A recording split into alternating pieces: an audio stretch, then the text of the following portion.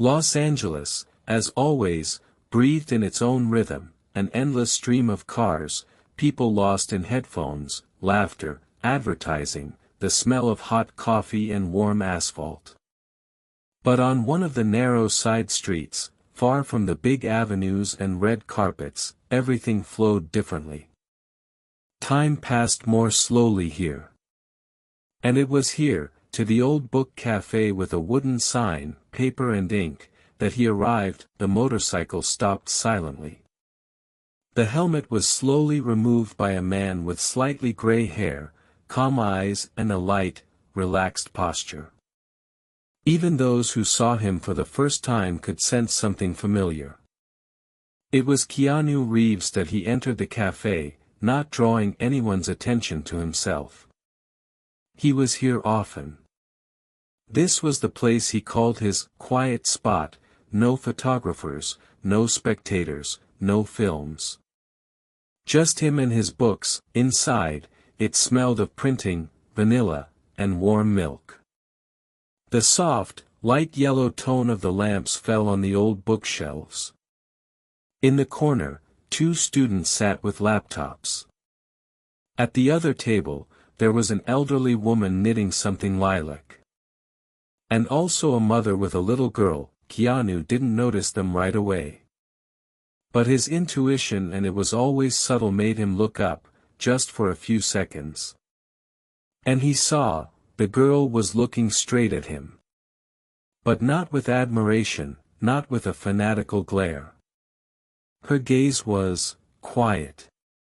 Very adult. And a little painful. She was sitting opposite her mother. A modest jacket, worn jeans, a small backpack already worn at the seams. In front of them was one cup of cocoa for two. Mom was sharing a straw as if it were something more than a drink. On the chair next to him was a paper bag from the pharmacy, crumpled but neatly folded. Keanu took a book from the shelf, an old edition of The Old Man and the Sea, and sat down at his favorite table by the window. But something stopped him.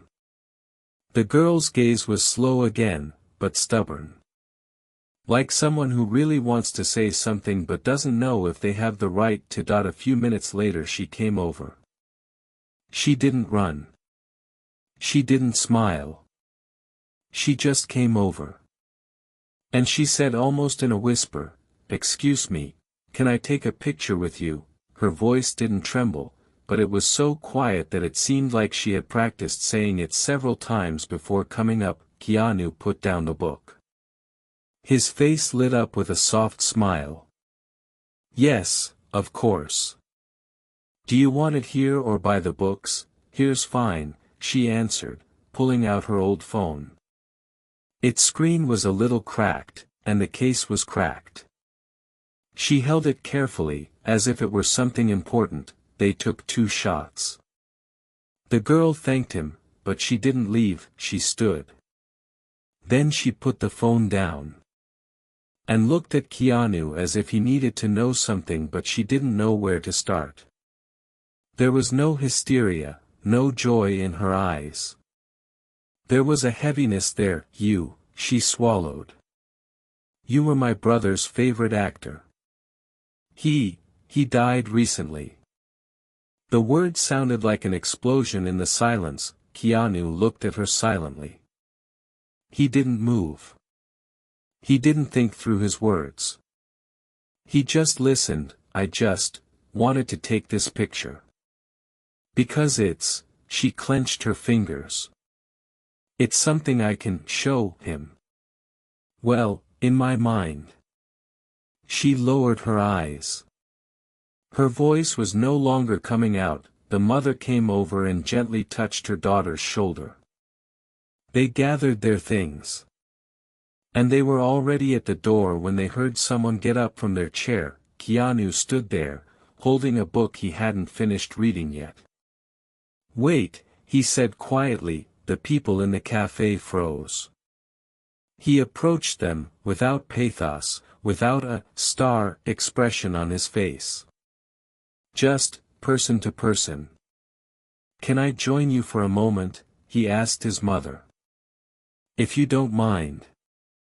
The woman nodded, not trusting her voice, and Keanu Reeves, one of the most recognizable actors in the world, sat down at the table with his mother and the girl who just wanted to take a picture.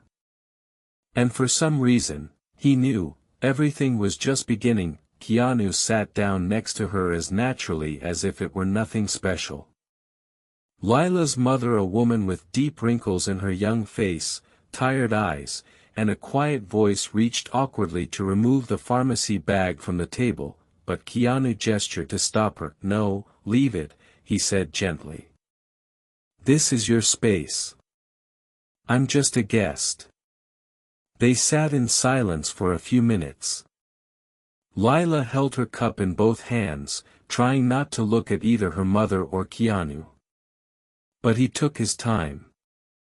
He didn't ask questions, he didn't rush to fill the silence with words, he just looked at her with the same quiet attention that had once convinced the world that John Wick was more than an action movie. Finally, her mother spoke.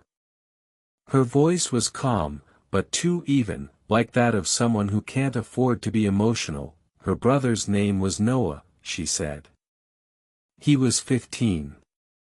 He had a serious diagnosis, a heart condition. We were treated for a long time. We waited a long time for surgery. But we didn't make it. He died 2 months ago, right at home. At night. Next to her." Keanu tilted his head slightly. "I'm so sorry," he said. Lila didn't respond. But her shoulders twitched. They were very close. Her mother continued. "She doesn't want to talk to anyone. She doesn't go to support groups. She doesn't play. And, there's nothing I can do. She took all our photos, all my brother's things, and put them in a box. And she won't open them." The mother looked at her daughter. Then at Keanu. "I don't know why she wanted to meet you. We shouldn't have come here. I didn't even have money for the trip. But she asked so much, she said she had one wish." Keanu looked at Lila. Her eyes were already shining. But she was looking straight at him. "His favorite movie is The Enchanted Forest, the one where you played a man looking for his son. He watched it when he couldn't walk anymore. He said you reminded him of the dad he never knew. And I thought if I took a selfie with you, he wouldn't be mad that I stayed." Keanu pursed his lips. Not to hold back his emotions, to avoid saying too much. "That I don't know what exactly I can do," he said. "But I'm here. And I want to listen." Lila finally moved. She pulled an old postcard from her backpack. Homemade. It had a picture on it, 2 trees, a path between them, and a figure holding the hand of another, smaller figure. "This is Noah and me. He often said, 'I'll go into the woods, but I'll wait for you behind the other tree.' That was our game. And I thought," she paused, "if I show you this picture, maybe he'll see that I did everything I could." Keanu took the card. Very carefully. Like something sacred. He was silent. But this time, the silence wasn't a burden. It was a respect. "Would you like to go for a walk?" he suddenly asked. "There's a park a few blocks away. It's not noisy. And there are trees," he added with a soft smile. The mother looked at her daughter. Lila nodded. 20 minutes later they were sitting on a park bench. Autumn leaves rustled underfoot. The wind played with strands of hair. And there, in the middle of space, where nothing pressed, Keanu did something very simple. He began to talk. Not about Hollywood. And about myself. About losing my sister. About how hard it is to talk. And how long you can stay silent, even when everyone thinks you've got over it. And when he said, the pain doesn't go away. But you can move on with it. Just, a little slower, Lila took his hand. Not for long. But enough for everything around to become different. They spent a little over an hour in the park. The conversations weren't long, but every pause had weight. There was no emptiness in that silence, only acceptance. Keanu didn't try to comfort Lila with words, didn't give formulaic advice. He was simply there, present in every look, in every nod, in the slow movement of his fingers across the cover of the postcard he still had in his pocket. As the sun began to dip toward the horizon, Lila said, "It's time for us to go." The mother nodded. She didn't say much, she just watched. Her eyes weren't so tired anymore. There was a hint of gratitude, not joy, but gratitude. For the simplicity. For the peace. For someone to see in her daughter not just a child in mourning but a living, valuable soul. Before she left, Lila paused. "Thank you for coming." Keanu smiled. "And thank you for trusting me. This is a very big deal." They exchanged contacts. Just his mother's number, just in case, as Keanu said. They said goodbye simple, quiet, without hugs or pathos, but that very evening, when Keanu was left alone, he sat in his house and held the same postcard in his hands with 2 trees and a small figure between them, and something in him collapsed. 3 days later. Lila's mother received a message. It contained an address. And a signature. "I have something for Lila. If you don't mind, just come." No cameras. No press. They came. It was a small private art club on the outskirts of town. Inside was an empty exhibition hall. Just a few people, the organizers, one artist, and Keanu. In the center was a painting. Large. Almost taking up the entire wall space. It hadn't been opened yet. Keanu approached Lila and handed her a small string. "This moment is yours. If you are ready." She silently pulled the string. And the canvas opened. The painting depicted the same 2 trees.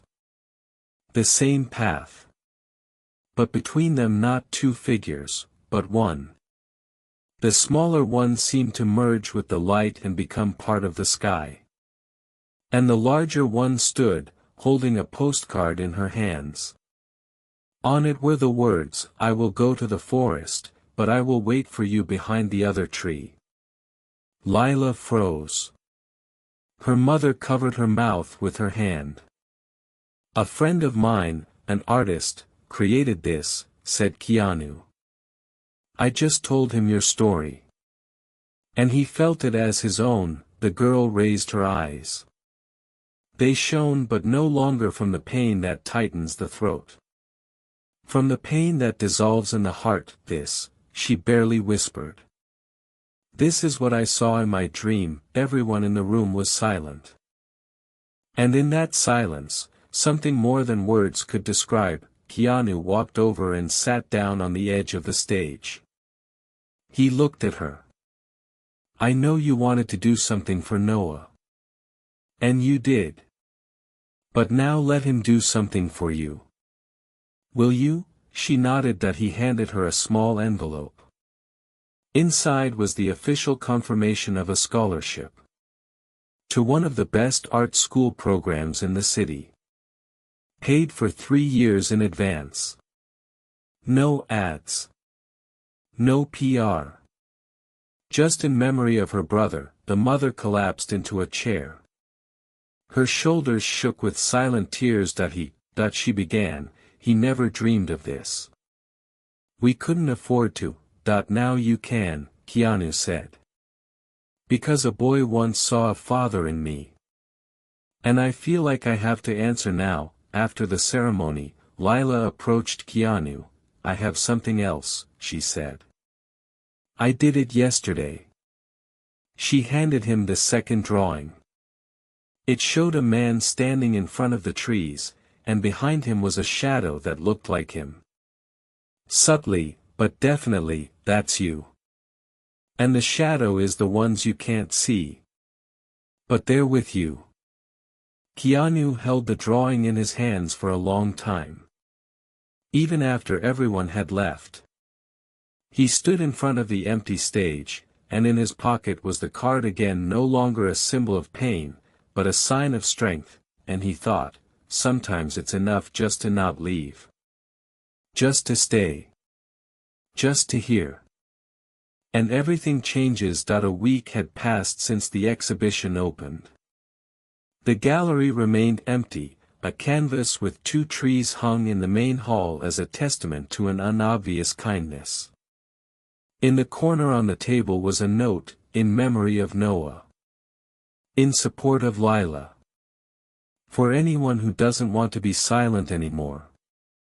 And although Keanu asked not to divulge anything publicly, the information leaked anyway, through one of the teachers at the art school. He simply shared the story in a local group for teachers, without even mentioning names. But those who were in the hall that day could no longer remain silent. People began to come. At first one by one. Then, every day, they didn't ask who the artist was. They didn't ask for autographs. They just sat down in front of the painting. And were silent. Some brought photos. Some brought children's drawings. Someone left letters signed only with initials. I didn't have time to say sorry, but thank you for helping me do this now. A father brought his son, whom he was losing emotionally. He had depression after his sister's death. The boy stood in front of the painting for a long time, and then said, "They are there. We just don't know how to see." After that, the boy himself turned to a psychologist for the first time in 6 months. Keanu didn't comment. But he watched. And listened. Every day he came to the gallery after it closed. He sat down opposite the painting. He held 2 drawings in his hands. The first one was from Lila, the second one was from another child he had never met, but whose card with the caption, "Thank you for Noah," lay between the candles at the bottom of the painting. It became something more than charity. It became a real presence, and Lila. She began to change. Slowly but surely, after joining the art program, she took the stage for the first time. She was asked to read a text during the Living Memory evening, an event organized by the school to honor those whom the children had lost but not forgotten. She took the stage wearing her brother's shirt. In her hands was a notebook with only a few sentences. But those were the ones she read. When you lose someone, you don't know what to do with the silence. I was drawing this silence. But then someone appeared who just sat next to you. He didn't say anything unnecessary. And then I heard my voice. If you lose someone, don't be silent. And if you see someone in silence, just sit next to you. After her performance, the hall stood silent. And only one person in the hall cried openly, an art teacher who had recently lost her son. She approached Lila after the event and said, "You gave me back my hands. Because I haven't picked up a brush since then. And now I want to paint." But the most unexpected thing happened a week later. When Lila's mother returned home, she found an envelope on the stairs. It had only one sheet of paper and an address. There, in a hand she didn't recognize, it was written, "You don't know me. But I know you were there when Keanu listened. And that's why I want to listen to you. I'm a psychologist. I lost my daughter. But yesterday I saw that it's not just loss that connects us, but the ability to stay together. This was the beginning of a new stage." Now Lila's mother began to attend a support group.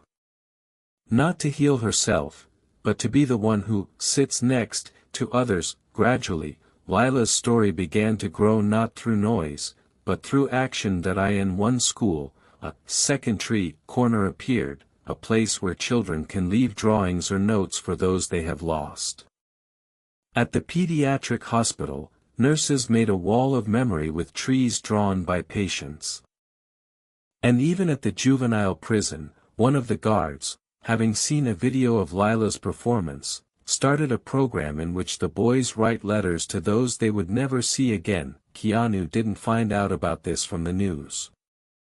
They wrote to him. Not from fans, people who had been silent before. He read every letter. And one evening, as he sat in his house, among the drawings, he whispered, "This is more than me. This is even more than Noah. This is us. When we don't leave, but stay." The morning was gray. Warm, but without light. And it was on this gray morning that an old bus stopped at a children's clinic on the outskirts of the city, where the most difficult patients with little chance of a full recovery were treated. That it was a hospital that was never shown in advertisements. A leaking roof, outdated equipment, windows with peeling frames. But it was here, in small rooms with children's drawings on the walls, that the struggle was fought every day, quietly, without spectators. Nurse Lisa was on duty in the clinic's lobby. She couldn't believe her eyes when she saw him get out of the car. "Is that you?" she whispered, immediately standing up. Keanu smiled. "Only if you don't mind." "No, of course not," she faltered. "It's just, are you really here?" "Really. Today I'm not from Hollywood. Today I'm a guest. And I'm studying." Keanu didn't bring any presents. He didn't put on a show. He just listened. That he went into the room to a boy with leukemia who couldn't talk, but he wrote on a tablet, "Can I hug you?" Keanu hugged him, for a long time, for real. Then he just sat down next to him and silently looked through pictures from his favorite game with him. In another room, a girl was drawing trees. When he asked what they were, she replied, "These are my ghosts. They live between the branches." I talked to them. He didn't laugh. He just asked, "Can I draw one?" She nodded. And that day, Keanu's ghost appeared in the notebook, a funny figure with a beard holding a cup of coffee. And then he went into one of the rooms, the one that Lila had asked for. There was a boy named Cameron. He was only 9. He had the same diagnosis as Noah. And, as it turned out, he was Lila's friend before she moved. They had lost touch when the two families had stopped being able to communicate, but Lila still carried a photo of them together in her backpack. "She said she wanted to see you, but she was afraid," Keanu said. "And she asked me to tell her that she remembered you if I was ever here." The boy's eyes filled with tears. Not of pain. Not of fear. But of the same feeling a child has when someone from the past suddenly knocks on their present. "Is she my ghost too?" he asked quietly. Keanu sat down by the bed. "No. She's not a ghost. She's light. Do you know what light does?" "What?" "It finds you even in the dark." After the visit, Keanu asked Nurse Lisa to give Cameron something special. It was a book, The Little Prince, a copy Keanu had kept since his youth. He signed it on the first page, "Light is not always loud. But it is always there," for Cameron from Lila's friend. And her ghost with coffee. That evening, Lila's mother received a message, short. Laconic. But full of meaning. He was there. Cameron smiled for the first time in weeks. "I stayed by his side. Like you said." Lisa and another, from an unknown number, "This is a drawing for Lila. She saved my brother, even though she didn't know it." thank you for not turning away." A picture was attached to the message, two children holding hands between two huge trees. And next to them stood a ghost with coffee, smiling, quiet and important. When Lila saw this picture, she silently cried. The mother wanted to hug her, but her daughter only said everything happened as it should. Noah is the light. And now it is not only mine that a little over a month had passed since it all started with a single selfie.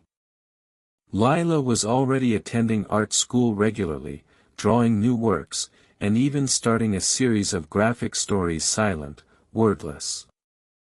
Her drawing spoke for her, about loss, fear, searching, about how shadows turn into light when someone just doesn't leave. One evening she was sitting by the window, coloring a tree. In this drawing, she depicted herself under the canopy, with a backpack on her back. There was no one nearby.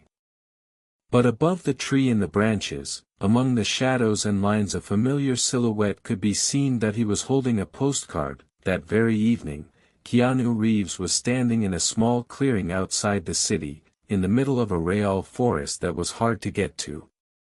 He was accompanied by only one person, an old carpenter, whom he had personally called a few days earlier. "Do you really want to do this here?" The master was surprised. "This is a wild place. Almost no one comes here." Keanu nodded. "That's why.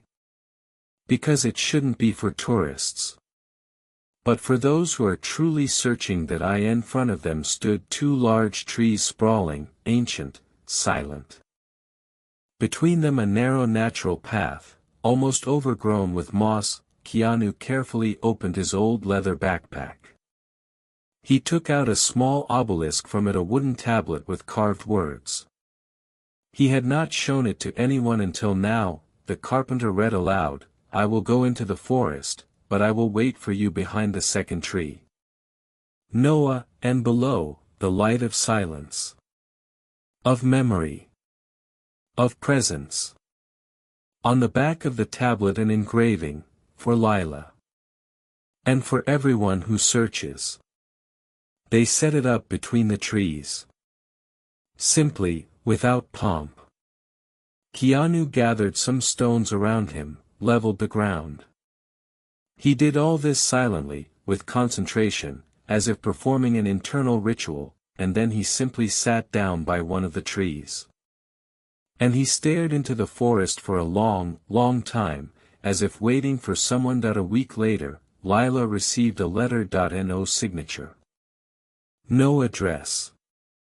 Just a sentence on a card, written in a familiar handwriting. "I was there. The sign is there. The place is real. And the trail is open." And a small paper bag. Inside was a photograph.